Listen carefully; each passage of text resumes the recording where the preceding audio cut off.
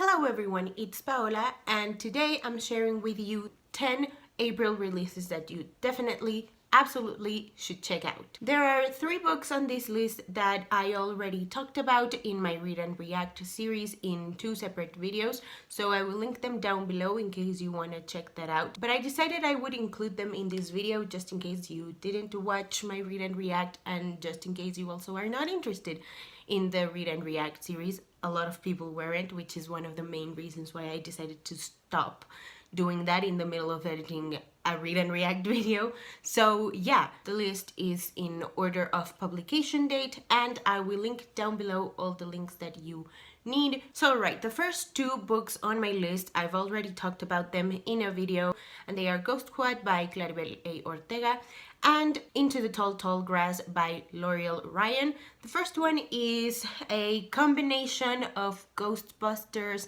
and Coco and Stranger Things.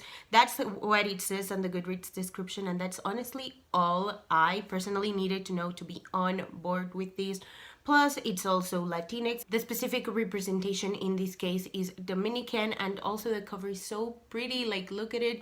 I am super excited about this book in particular. I've never read anything like it, and I also really do enjoy middle grade. The second book that I talked about is called Into the Tall Tall Grass by L'Oreal Ryan. This one is magical realism, and it's about a girl, her name is Yolanda, and one day her grandmother falls into an unexpected sleep. Something in the desert that they have, like I think not in their backyard but like near their house, appears, and the grandma magically wakes up and she wants her granddaughter to take her to the other side of the desert. Yolanda and her grandmother are going with Yolanda's ex-best friend and the boy who Yolanda has a crush on, so that's interesting.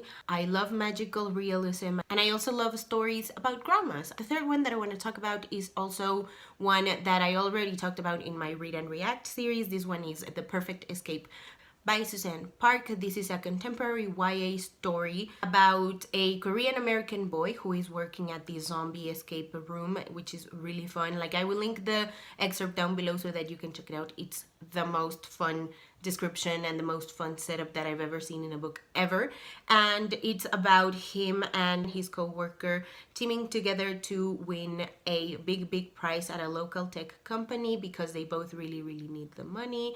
I think it takes place during just one weekend, which is also very exciting. The next book that I want to talk about is called The Subtweet. It is by Vivek Shraya. This is also a contemporary novel. I think it's adult. I don't know for sure, but I think it's adult, and it's about 2 friends who have a fallout. The both of them are musicians. When one of them posts a cover of the other one's song, it goes viral and they are teaming up. However, one of them is getting more recognition and the other one's career is kind of stagnating. So there's a lot of jealousy. With one tweet, their friendship implodes. I am super excited about this one. I have a particular love for stories about friendships, and especially books that explore friendships falling apart, because that's something that has happened to me quite a few times. I don't know, like this is probably one of the books that sounds like the most relatable to me. Next up, coming out on April 14th is Sugar Summer by Hannah Moskowitz. This is a retelling of Dirty Dancing featuring sapphic girls. I don't know if the representation is specific in terms of how the characters label themselves, but I know that it's about 2 girls falling in love, and it's a retelling of Dirty Dancing, and it's by Hannah Moskowitz, who is one of my favorite authors of all time. And I cannot wait to check this one out. Next up on my list is The Silence of Bones by Jane Hoare.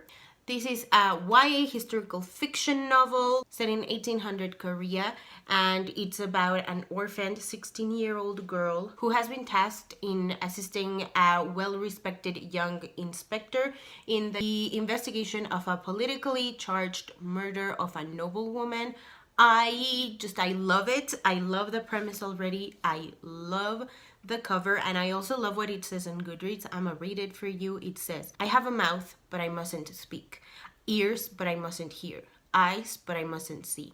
Like, isn't that just like so eerie and mysterious. I don't know, like it just sounds so interesting. I love that it's set in Korea, and I've been trying to delve a little bit more into genres I love but that I don't necessarily actively explore, such as historical fiction and mystery, and this one is a blend of both, so we got the best of both worlds. Next up, we got Lifting As We Speak, Black Women's Battle for the Ballot Box by Yvette Dion. This is a non-fiction middle grade book all about Black women's fight for the vote. I think this one is going to be super interesting and super informative.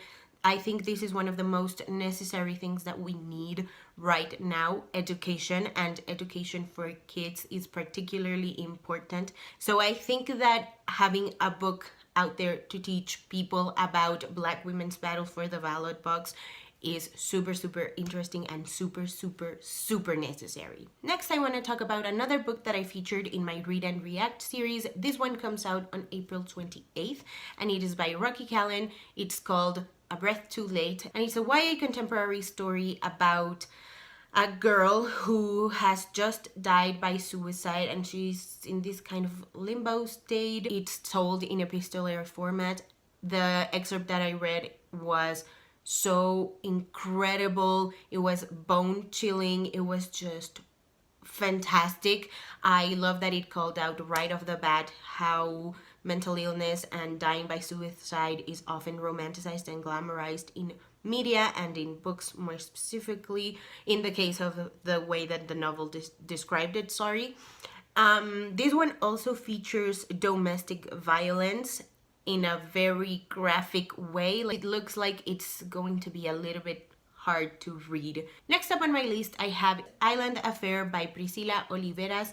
This is about a social media influencer who is recovering from an eating disorder, and she has always felt like the odd one out in her family. So she hires a firefighter paramedic to pretend to be her boyfriend, and that's all I need to know to be interesting in a thing. Latinx characters, mental health representation, and fake dating. Also, the cover is absolutely stunning. Like, claps all around to the designers out there. Like, you guys are doing an amazing job with designing these beautiful covers for diverse books.